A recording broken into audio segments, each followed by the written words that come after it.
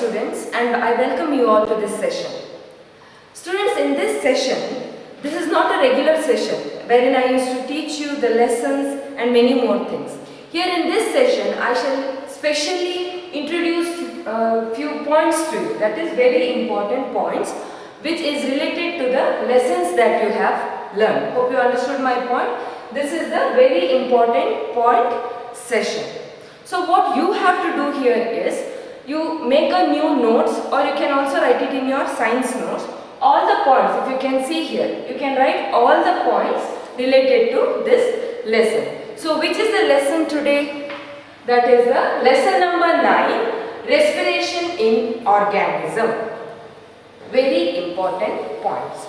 So open your books, you can pause your video and write down all the points, and I shall go on reading. The reason I am doing this is, I would help you in making your studies even more easier. All these points are there in your textbooks already. So let's begin the session. So as I have written the name of the lesson, that is respiration in organism, the first point, as you have studied, my dear students, that is all organisms respire to get energy from food. So all the organisms, including human, animals and even plants, they respire to get energy from food, right? Second point, the process of breakdown of food in the cell with the release of energy is called cellular respiration. It takes place within the cell. Please write down the points.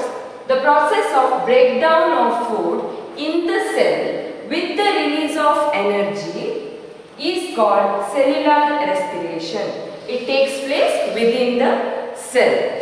So the third point is breakdown of glucose with the use of oxygen. I have explained you this. With the use and without the use of oxygen. So which are these? Breakdown of glucose with the use of oxygen is called aerobic respiration.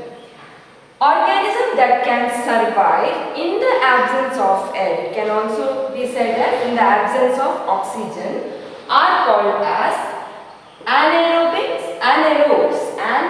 and the process is called anaerobic respiration. Example, as I mentioned you in the lesson, is yeast. Again, organisms that can survive in the absence of air or in the absence of oxygen, O2, are called as anaerobes, and the process is called anaerobic respiration.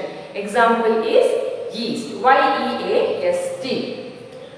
Next point, fifth point, is the accumulation or collection. As I mentioned you, the meaning of accumulation is collecting, collection. The accumulation or collection of lactic acid. Lactic acid, this is also an alcohol, isn't it? Lactic acid causes muscle cramps. I've explained you this. What is muscle cramps? You get pain in your muscle. You get lumps in your muscle. That is called as muscle cramps. And how do you get it? That is by the accumulation of lactic acid causes muscle cramps in your body. The sixth point is taking in air rich in oxygen into the body is inhalation. Taking in air rich in oxygen, oxygen is also written as O2, into the body is inhalation. Same way, giving out air rich in carbon dioxide, also written as CO2, carbon dioxide, is known as exhalation, giving out air rich in carbon dioxide. Next, eighth point is the number of times a person breathes in a minute or per minute is termed as the breathing rate. What is it? The number of times a person breathes in a minute or per minute is termed as the breathing rate. Ninth point, one breath. Now what you do? When you take in and you leave out, that is called as one breath. One inhalation plus one exhalation. One inhalation plus one exhalation is called as one breath. Okay. 10th point, an adult human being breathes and out 15 to 18 times in a minute. An adult human being like we adult, an adult human being breathes in and out 15 times in a minute. 11th point, glucose in the presence of oxygen. Students, please note it down when you write the equation. Write the equation of aerobic respiration or about anaerobic respiration. There is particular rules that you have to write. See, here after I have written glucose, I have put an arrow mark, and you have to write in the presence of above the arrow mark and oxygen down. Is that clear? Glucose in the presence of oxygen gives carbon dioxide. I have written carbon dioxide in the bracket. You needn't write in the exam. Plus water. What is the formula of water? That is H2O plus energy. Gives out energy. Glucose in the presence of oxygen gives out carbon dioxide plus water plus energy. 12th point. Glucose in the absence of oxygen. Glucose in the absence of oxygen gives alcohol plus carbon dioxide plus energy. And this takes place in which organism? That is yeast. Is that clear? Glucose in the absence of oxygen gives out alcohol plus carbon dioxide plus energy. This equation is for aerobic respiration, whereas glucose in the absence of oxygen gives alcohol plus carbon dioxide plus energy is for anaerobic respiration. So the reason that I have underlined is, as I have mentioned you many times, in the examination I give you flipped question. So in one sentence there may be 2 to 3 sentences. In one sentence we can frame 2 to 3 questions. So what can I do here? Taking in air dash into the body is inhalation, can be one question. Again, taking in air rich in oxygen into the body is dash. So in one sentence I made 2 questions. That is the reason I have underlined twice here. Is that clear? The 13th point is during heavy exercise. You know what is exercise, right? I didn't explain you that. During heavy exercise, the breathing rate can increase up to 25 times. What was the normal rate? It was 15 to 18 times during the normal time. But during heavy workout or during heavy exercise, the breathing rate can increase up to 25 times per minute. During heavy exercise, the breathing rate can increase up to 25 times per minute in a minute. Okay. 14th point. Now how does the air move during respiration? It begins like air enters the nasal cavity. The nasal cavity is also called as nose or nostrils. Air enters the nasal cavity. If I ask a question like how does the air move from nasal cavity to lungs, you can write this equation. Okay?